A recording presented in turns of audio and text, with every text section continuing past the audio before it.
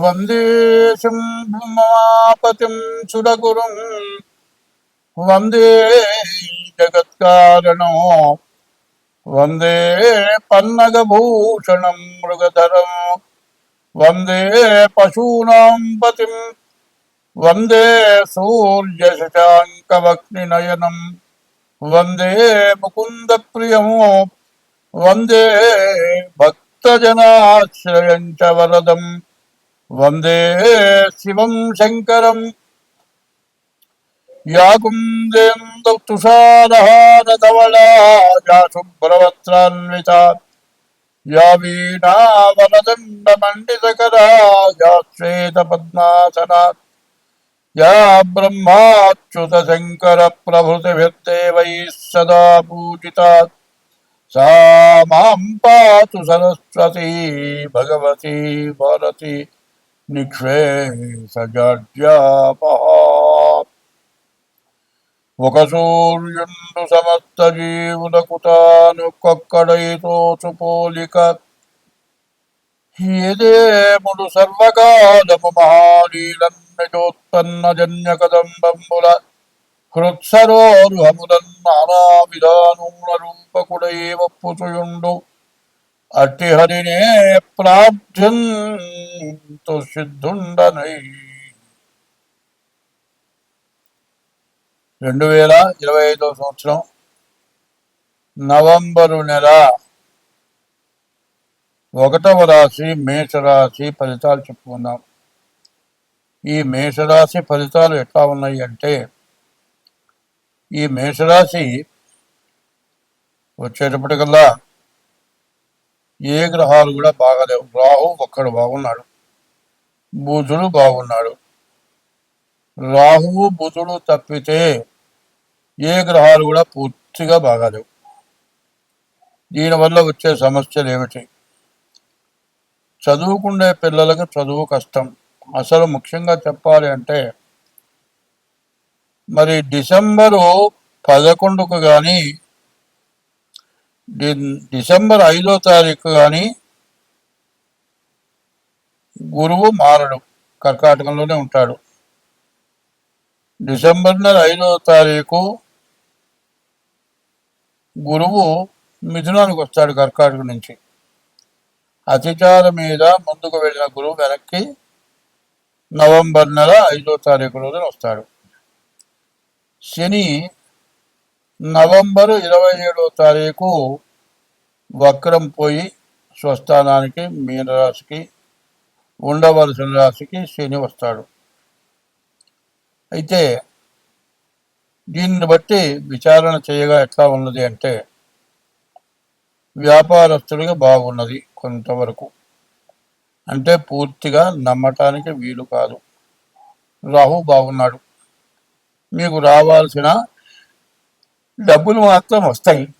కానీ వచ్చేవి ఎన్ని వచ్చినా కూడా ఈ రాశి పరిస్థితి ఏంటంటే, 12ంట శని, 4ంట గురువు, 8ంట కుజుడు. ఈ గ్రహాల వల్ల వచ్చే పరిస్థితి ఏంటంటే, ద్వాదశాష్టమ జన్మస్థం శని అంగారకో గురు కుర్వంతి ప్రాణ సందేహం స్థానచలనం ధనక్షయం.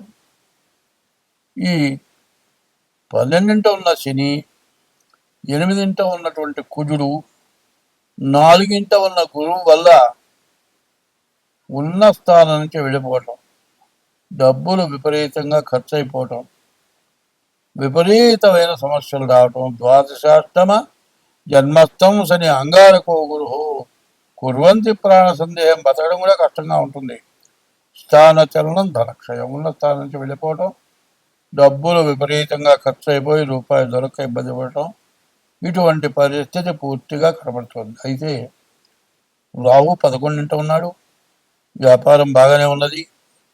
అంతవరకే వ్యాపారస్తులు రియల్ ఎస్టేటు, స్టాక్ మార్కెట్, మరి విదేశ వ్యాపారాలు ఇవన్నీ కూడా బాగున్నాయి. కానీ వ్యవసాయదారులకే బాగాలేదు. మరి శని కూడా పూర్తిగా బాగాలేడు, మరి గురువు బాగాలేడు, కుజుడు బాగాలేడు. ఉన్న గ్రహాలు రాహు, రవి తప్పితే ఏ గ్రహాలు బాగలేవు. దీనివల్ల వచ్చే సమస్య ఏమిటి? విపరీతమైన ఖర్చులు, అనుకోని ఖర్చులు, అనారోగ్యాలు, సమస్యలు కాదు, ఒక్కోసారి యాక్సిడెంట్లు కూడా అవటానికి అవకాశం ఉంది.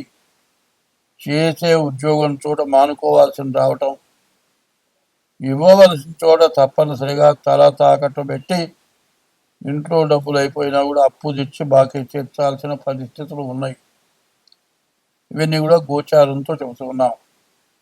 దీన్ని బట్టి మీరు ఆలోచించి ఏం చేయాలంటే, మీకు డేట్ ఆఫ్ బర్త్ ఉంటే తారీఖు, నెల, సంవత్సరం, టైము, లేకపోతే అరిచేతులు హస్త సాముద్రిక ద్వారా కానీ ఈ రాశి వాళ్ళు జాతకం చూపించుకోవడం అవసరం.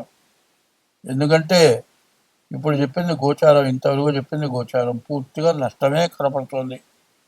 మరి గ్రహచారం అంటారు, పుట్టిన టైంని బట్టి గ్రహచారం. గోచారం 25 వంతులే, గ్రహచారం 75 వంతులు ఉంటుంది. దాంట్లో ఏదన్నా బాగుంటే మీకు అన్ని విధాలా మంచి జరగటానికి అవకాశం ఉంది. కానీ చెప్పాలంటే పూర్తిగా ఉన్న డబ్బులు, సంపాదించుకున్న డబ్బులు, ఇవన్నీ చాలక ఇంకా అప్పులు, ఇటువంటి విపరీతమైన ఇబ్బందులు, కష్టాలు, ఆరోగ్యాలు, అనారోగ్యాలు, యాక్సిడెంట్లు, ఇట్లాంటి సమస్యలన్నీ వచ్చి మరి మీ అవసరాలను ఆగిపోయి ఇబ్బందులు పడే పరిస్థితి కనబడుతోంది. కాబట్టి ఈ రాశి వాళ్ళు ఎంత జాగ్రత్త పడితే అంత మంచిది. స్వస్తి. 2025 సంవత్సరం 8వ రాశి వృశ్చిక రాశి. ఈ వృశ్చిక రాశి కూడా ఇప్పుడు కొంతవరకు బాగుంది. రవి, కుజుడు, బుధుడు ఏకాదశిలో బాగున్నారు, గురువు బాగున్నాడు, శుక్రుడు బాగున్నాడు. మరి బుధాదిత్య యోగం వ్యాపారస్తులకు చాలా బాగా ఉంది. అన్ని రకాల వ్యాపారాలు, రియల్ ఎస్టేట్, స్టాక్ మార్కెట్, విదేశీ వ్యాపారాలు, మరి శుభకార్యాలకి అవసరమైనటువంటి వాళ్ళు, తర్వాత ఇల్లు కట్టుకునేటువంటి వాటికి, అన్ని రకాల వ్యాపారాలకి ఎదురంటూ లేదు. మరి బుధాదిత్య యోగం, కుజుడు కూడా ఏకాదశిలో ఉన్నాడు. ఈ కుజుడు ఉండటం చేత వ్యవసాయదారులకు పూర్తిగా బాగుంది. మరి శుక్రుడు స్వక్షేత్రంలో, కుజుడు స్వక్షేత్రంలో ఉండటం చాలా విశేషం. ఎందుకంటే శుక్రుడు స్వక్షేత్రంలో ద్వాదశంలో ఉన్నటువంటి శుక్రుడి వల్ల వివాహం జరగడానికి బాగా అవకాశం ఉంది. పిల్లలు లేని వాళ్ళకి పిల్లలు కలగడానికి అవకాశం ఉంది. ద్వాదశంలో ఉన్నటువంటి శుక్రుడి వల్ల, వ్యయస్థానంలో ఉన్న శుక్రుడి వల్ల ఖర్చులు మాత్రం బాగా ఎక్కువగా అవటానికి అవకాశం ఉంది. పెళ్లి కావటానికి విపరీత ఖర్చు కావచ్చు. గర్భవతి అయినటువంటి వ్యక్తి సంతానం కలిగే లోపల విపరీతమైన ఖర్చులు అవటానికి అవకాశం ఉంది. అది ఎందువల్ల అంటే కేతువు, రాహువు, శని ఈ గ్రహాలు పూర్తిగా బాగా లేకపోవటం చేత మరి అనవసరమైన ఖర్చులు, అనుకోని ఖర్చులు, తప్పనిసరైన ఖర్చులు, అనారోగ్యం అంటే తప్పదు. గర్భవతి అయినటువంటి మనిషికి ఎటువంటి ఇబ్బంది లేకుండా, ఎటువంటి సమస్య రాకుండా ఉండాలి అంటే ఎంతో జాగ్రత్త పడాలి. కనీసం డెలివరీ అప్పుడు 2 లక్షలు కూడా ఖర్చు కావచ్చు. అటువంటి పరిస్థితి కనబడుతుంది. కాబట్టి ఈ వృశ్చిక రాశి వాళ్ళు ముందుగా డేట్ ఆఫ్ బర్త్ ద్వారా కానీ, లేకపోతే మీ హస్త సాముద్రిక అరిచేతుల ద్వారా కానీ మీ జాతకం చూపించుకోవడం చాలా అవసరం. మీరు ఇట్లా జాతకం చెప్పించుకోవాలంటే 7801071946 ఈ నెంబర్ కానీ, 6300061241 ఈ నెంబర్కి కానీ మీరు ఫోన్ చేసి మీ జాతకాలు చెప్పించుకుంటే అన్ని విధాలా ఏ దోషాలున్నా ఆ దోష పరిహారాలు కూడా మేము చేయించగలం. మీరు కావాలనుకుంటే, జాతకం చెప్పించుకోవాలనుకుంటే తగిన ఫీజు ఇచ్చి చెప్పించుకోవాల్సి వస్తుంది. ఏదైనా పరిహారాలు చేయాలన్నా దాని వేరే ఖర్చు ఉంటుంది. ఇట్లా చేసుకుంటే మీకు ఎన్ని విధాలా వృశ్చిక రాశికి ఇప్పుడు చాలా మంచి సమయం వచ్చింది. దీన్ని ఉపయోగించుకోవాలనుకుంటే ముందు వెంటనే ఇల్లు కడితే ఫౌండేషన్ లేకుండా కడితే ఎంత సమస్యో, నీకు ఉన్న మంచిని నీవు ఉపయోగించుకోవాలంటే ముందు మీ డేట్ ఆఫ్ బర్త్ ద్వారా మీ జాతకం చూపించుకోవడం చాలా అవసరం. స్వస్తి. ఈ సంవత్సరం మొత్తంలో ఇబ్బంది పడనివాడు, బాధ పడనివాడు ఎక్కడూ లేడు. అందరికీ బాధలు వచ్చినాయి. వర్షం వల్ల ఇబ్బంది పడనివాడు ఎక్కడూ లేడు. ఉద్యోగం అంటే గవర్నమెంట్ ఉద్యోగం కానీ, ఏ ఉద్యోగం అయినా కానీ, బండి మీద కానీ, 2 వీలర్ మీద కానీ, 4 వీలర్ మీద కానీ పోతూ ఉంటే డ్రైనేజ్ పొంగి కార్లు మునిగిపోయి, కార్లు ఇంజన్లు పాడైపోయి, కార్లు వరదల్లో కొట్టుకుపోయి ఇబ్బంది పడేవాళ్ళు ఉన్నారు. సరే, నడిచిపోయే వాళ్ళ బతుకు చెప్పక్కర్లా. కూలి పను, ప్రైవేట్ జాబులు చేసుకునే వాళ్ళ పరిస్థితి చెప్పనే అవసరం లే. నిత్యం కూలి పని చేసుకునేవాడు వర్షంలో పని కుదరదు చేసుకుంటానికి కుదరదు. ఇవాళ అందరూ తిండికి లేక అప్పుల పాలైపోయి, ఎవరు అప్పు ఇచ్చేవాళ్ళు లేక, బతకడం ఎట్లాగో అర్థం కాక, బతకాలో చావాలో తెలియక కొట్టుమిట్టాడుతున్నారు ప్రజలంతా కూడా. ఈ బాధలు ఎందుకు వచ్చినాయి అంటే యుద్ధం వచ్చింది. డీజిల్ దగ్గర నుంచి, పెట్రోల్ దగ్గర నుంచి అన్నీ పెరిగిపోయినాయి. వీటి వల్ల ప్రతి వస్తువు ధరలు పెరుగుతాయి. మరి రాజకీయ నాయకులు కానీ, మరి రాజ్య పరిపాలకులు కానీ ఎవరు చేయలేరు. ఈ పెరిగిన దాన్ని ఎట్లా కొన్నాళ్ళు మళ్ళీ సక్రమైన దారి వచ్చి, పంటలు వచ్చి, కనీసం కూరగాయలు కూడా దొరకని పరిస్థితి వచ్చింది. ఇప్పుడు ఎవరు దిక్కు? దేవుడే. దేవుణ్ణి పూజించక తప్పదు. ప్రతివాళ్ళు కూడా ఈశ్వరుని, విష్ణుమూర్తిని, ఇష్ట దైవాన్ని, తల్లిదండ్రుల్ని, కులదేవతల్ని గట్టిగా మనస్సు పెట్టి పూజిస్తేనే కొంతైనా బాధలు తీరుతాయి. అదే కాదండి, ఎవరు ఎన్ని చేసినా బతికున్న తల్లిదండ్రులకి అన్నం పెట్టకపోవటం, వాళ్ళు తిన్నారా తినలేదా చూడకపోవటం, కనీసం వాళ్ళని వృద్ధాశ్రమాలకు పంపించడం, తర్వాత విదేశాల్లో ఉన్న వాళ్ళు వృద్ధాశ్రమంలో ఉన్న తల్లిదండ్రులు చచ్చిపోతే రాకపోవటం, దహనం చేయకపోవటం, కర్మ చేయకపోవటం, ఇవి చెయ్యరాని మహాపాపాలు. వాళ్ళకి ఎవరేం పెట్టారు? ఏం తిన్నావా? అన్నం తిన్నావా? ఏం తిన్నామని ఆలోచన పెద్దవాళ్ళకు ఉండదు. నా కొడుకులు, నా కోడళ్ళు, నా కూతుళ్ళు, నా అల్లుళ్ళు, నా మనవాళ్ళు, నా మనవరాళ్ళు వాళ్ళని చూడాలని వాళ్ళ ప్రాణం పీగుతూ ఉంటుంది. కానీ వృద్ధాశ్రమంలో కూడా వాళ్ళని తలుచుకుంటూ పిచ్చి వాళ్ళు అయిపోతున్నారు. తల్లి, తండ్రి, గురువు, దైవం అన్నారు. ముందు తల్లిదండ్రులని సరిగ్గా చూడాలి. ఈ పాపం బాగా ఇబ్బంది పెడుతోంది. తర్వాత వ్యభిచారం. భార్య, మనకు హిందూ సాంప్రదాయంలో భార్యాభర్త ఇద్దరే కుటుంబం కాకుండా విపరీతమైనటువంటి పరస్త్రీ వ్యామోహం, పరపురుష వ్యామోహం. 5 సంవత్సరాల పిల్లలకు ఇంజక్షన్లు చేసి వ్యభిచార గృహాలు పంపించడం, ఇటువంటి మహాపాపాల వల్ల దేశం అంతా కూడా నాశనం అయిపోయింది. మరి రకరకాల వ్యాధులు వచ్చినాయి. ఆ వ్యాధులు తగ్గక చాలా ఇబ్బంది పడుతున్నారు. మరి ఇవన్నీ మార్పు చేసుకోవాల్సిన అవసరం మన ఎందుకు ఉన్నది. ఎంతమంది దేవతల పూజలు చేసినా చెయ్య తగిన పనులు. పెళ్లి చేసుకున్నావు,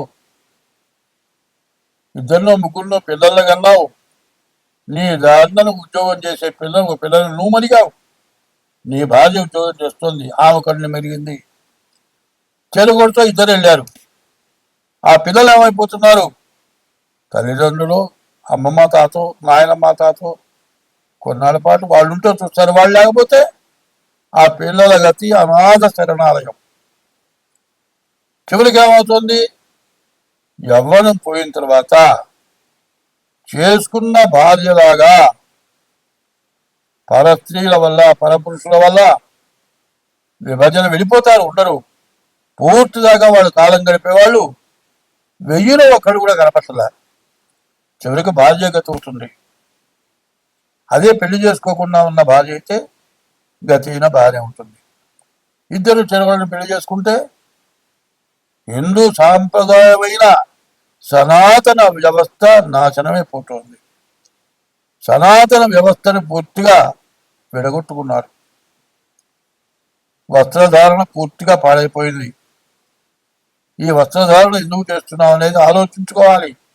నేను చెప్పటం కాదు, ఇంట్లో పెద్దవాళ్ళు, తల్లిదండ్రులు, పిల్లలు, చదువుకునేటువంటి పిల్లలకి జాగ్రత్తలు చెప్పాల్సిన అవసరం ఉంది. ఇవన్నీ కూడా జాగ్రత్త వహించడమే కాదు, దేవతా పూజలు జరగాలి. అందులో ముఖ్యంగా గజేంద్ర మోక్షం అని ఉంది. వంశపారంపర్యంలో వంశ మూల పురుషులు చేసిన పాపం పోవాలి అంటే గజేంద్ర మోక్ష పారాయణ చేస్తే సమస్త పాపాలు నశించిపోతాయి. ఆ గజేంద్ర మోక్షం కూడా ఈ యూట్యూబ్ వాళ్ళకి ఇద్దాం అనుకున్నాను. వాళ్ళ టైము చాలలేదు, నాకు కూడా చెప్పగలిగినట్టుగా లేదు. ఇంకొక రోజు గజేంద్ర మోక్షం చెప్పుకుందాం. ఇప్పుడు చెప్పింది మొత్తం ప్రతి రాశికి చివరిలో వేయండి. ఇది తప్పనిసరిగా వేయాలి. ప్రతి వాళ్ళు అవలంబించాలి. భర్తని భార్య, భార్యను భర్త, అత్తమామల్ని కోడలు, తల్లిదండ్రుల్ని కొడుకు జాగ్రత్తగా చూడటం, వాళ్ళకి బాధ లేకుండా సంతోషంగా బతికేటట్లుగా చేయటం, పరస్త్రీ వ్యామోహాలు లేకుండా చేసుకున్న భార్యతో సక్రమంగా ఉండటం, వీటి తర్వాత దేవతా పూజలు. ఇట్లాంటి పాపాలన్నీ చేసి ఇన్ని దేవతల పూజలు చేసినా, నీవు ఎన్ని మంత్రానుష్ఠానాలు చేసినా మొత్తం వృధా. ఎందుకంటే సాంప్రదాయమైనటువంటి లక్షణాలు ఉండాలి. ఏవైనా ఉంటే మానుకోవాలి. మానుకున్న తర్వాతే దేవతా పూజలు చేయాలి. నా ఇష్టం వచ్చినట్లు నేను తిరుగుతాను, ఎన్నో పూజలు చేస్తానంటే ఎవరూ బాగుపడలేరు. ఇప్పుడు వచ్చినటువంటి విపరీతమైన వరదలు రావటానికి కూడా ఇప్పుడు నేను చెప్పినటువంటి మహాపాపాల వల్లే ఇట్లాంటి బాధలన్నీ వచ్చినాయి. ఇది ప్రతిరాశికి కూడా చివరి భాగంలో వేయండి. అందరూ వినాలి, దీన్ని అవలంబించాలి. స్వస్తి.